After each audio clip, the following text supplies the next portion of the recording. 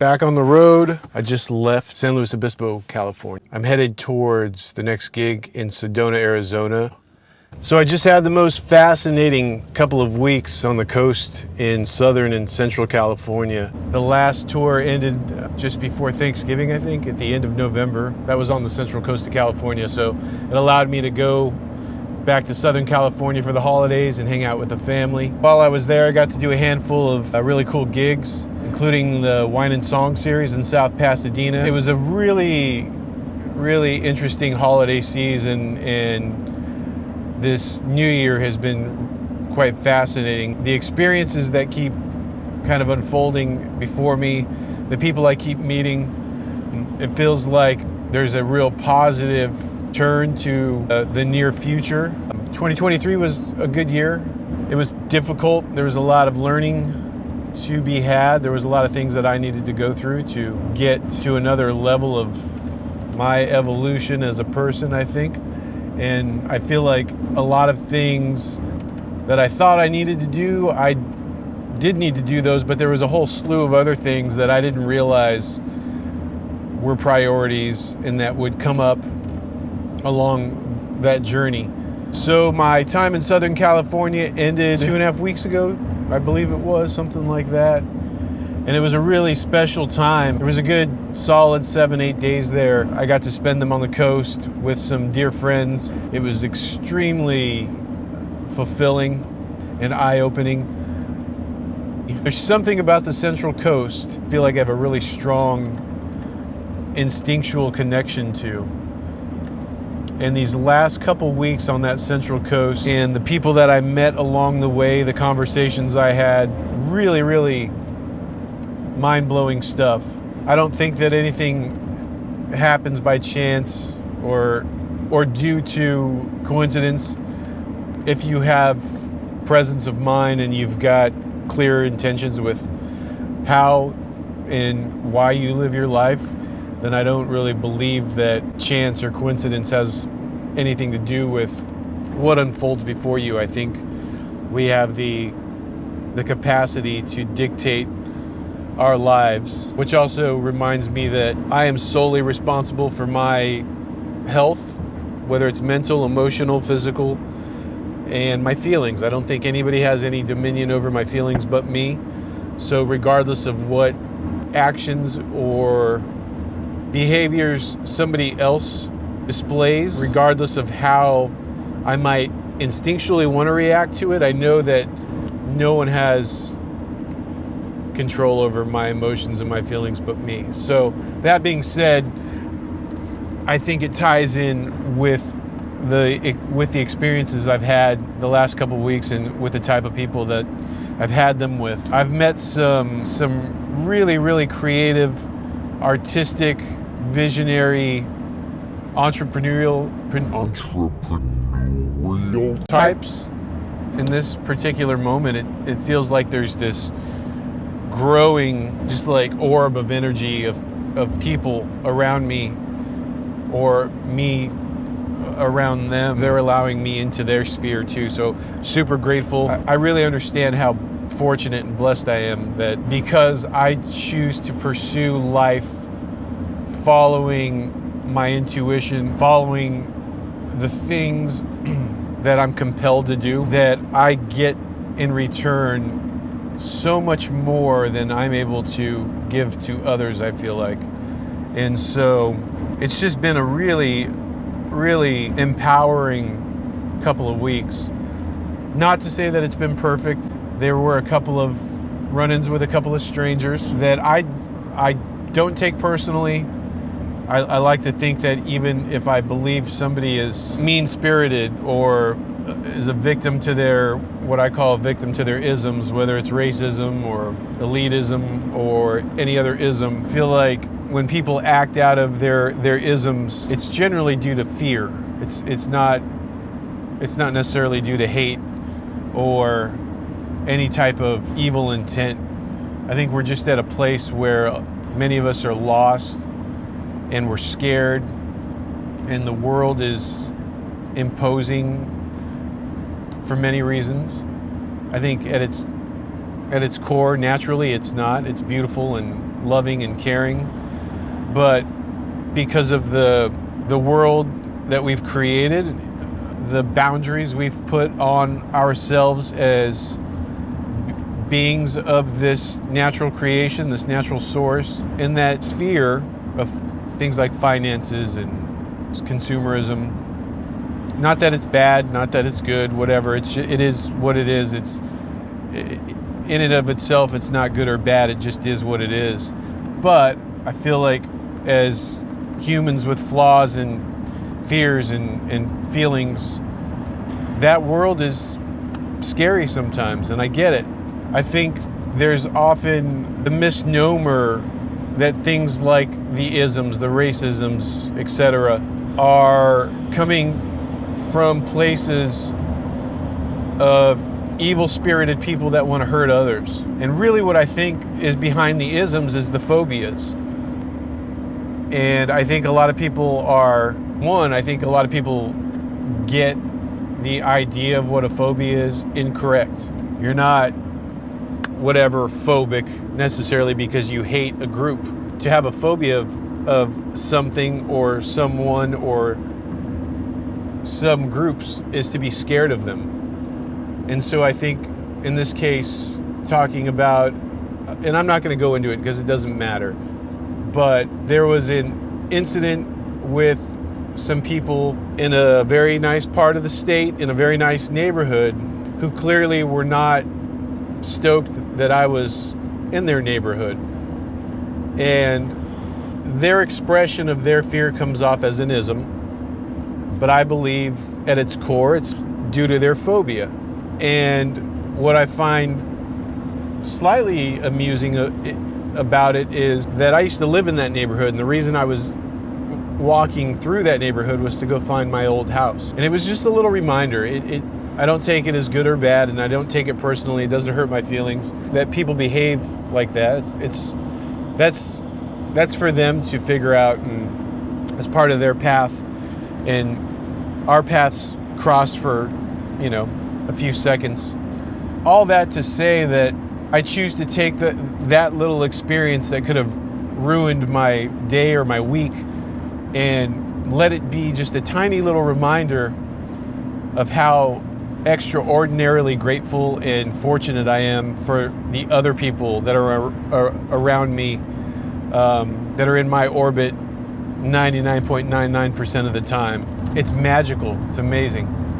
And also one of the things I've been talking about for the last few years is being more open and sharing what goes on in my world that most people never see, because really, besides some random photographs and show dates and some music, people don't really, unless they know me, they don't know me. And what I'm finding since going back to touring, I didn't realize how powerful and what a great connector the music is that I make and play for people is, whether they know me or my story or my songs. People respond to it in a positive way, and that's all I can really ask for, and I'm super grateful. But I feel like there's more to share as I relax my grip on feeling like I need to protect my art. I'm learning things about what else besides just the music is bringing people together and connecting people. What I've come to realize is that I've been compelled, I've known since I was 4 years old, or if not younger, that I was born to make music. And I don't know that I knew wholeheartedly that it was supposed to be a career, but I knew that that's who I was and what I was supposed to do. And as I get older and wiser, I've stepped away from identities, and I don't believe in identities. I think I've come to find, for me, that they're harmful. And so I no longer think that being a musician is what I am, but it is what I do, and it's what I'm compelled to do. And one of the big epiphanies for me in the last year or so is that my gift coincides with my purpose. And what I believe my purpose is to bring people from all different backgrounds and lives and lifestyles together to commune and understand and grow with each other. And this realization came to me while I was dreaming / meditating. And what I realized is from my mid-20s up until, my early 40s, I had become very, very subdued and withdrawn. If I wasn't performing on stage, I was very closed off, socially awkward, because I had lost that natural ability to be socially comfortable. And what hit me was, as a little kid, starting in Head Start, preschool, kindergarten, I was the most talkative, friendly, outgoing man. I would talk to everybody that crossed my path. I would make friends with anybody and everybody at any time. And as life took its toll and beat me down in a way that part of my personality kind of got squashed, whether it was teachers misunderstanding my volume and my exuberance for misbehaving, when the truth was I was just so excited to be alive and be around my friends that I couldn't help but try to express that and share that and inspire that so that my friends would be as happy as I was. The childhood traumas would play a huge part. Only at the time, we didn't know that they were childhood traumas. So I've realized that who I was becoming is not who I was born to be. I want to make it my mission to take my calling, my gift, my music, my art, and use that as the catalyst to help other people heal and grow and understand that the things that we have, like the isms and the phobias and the pain and the sadness, can be healed. And it doesn't define us. And it's okay that we feel and think certain things, but we don't have to continue to be a victim to them. If I can help other people liberate themselves from themselves, then I'm going to do my best and use my gifts. Whatever this video turns out to be, this is one of a handful of ideas I have scribbled in a notebook. And one of the goals in that notebook that somebody recently educated me on was showing all the people that are music lovers and connecting with the music that I put into the world, sharing and showing and teaching about the things that go on behind the scenes, and to also use that to help you understand where that music originates from, because the music that comes through me does not come from me consciously. I think I'm just the pen for who or whatever this creation is that created everything else.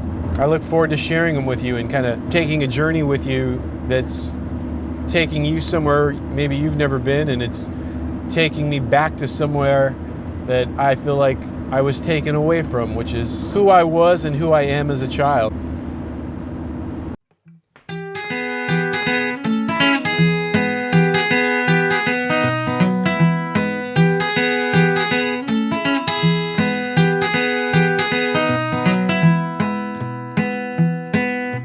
Trying to keep warm since the season's a turn. Seems now I'm freezing, yesterday I burned. Well, the world's a little colder in this Texas town. My heart's feeling heavy as I figure things out.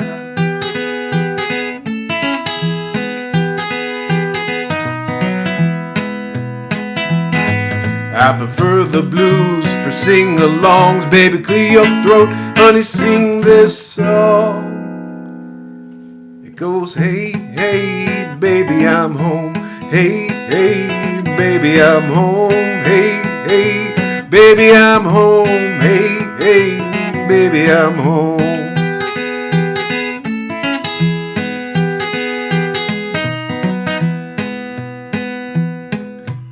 Reading and a writing and a looking for a song. writing and a reading and a wondering how long.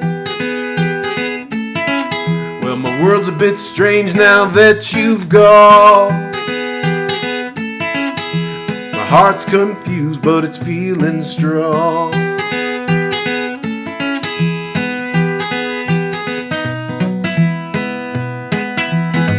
I prefer the blues for sing-alongs. Here's to writing the next great American song.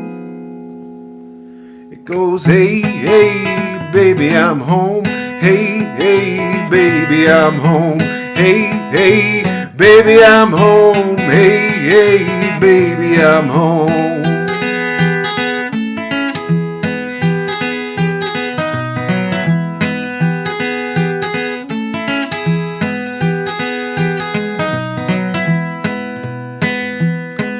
Well, this world is pain trapped inside. Scared to see truth eye to eye. Don't make it all about black and white, or ignore that our hearts know wrong from right.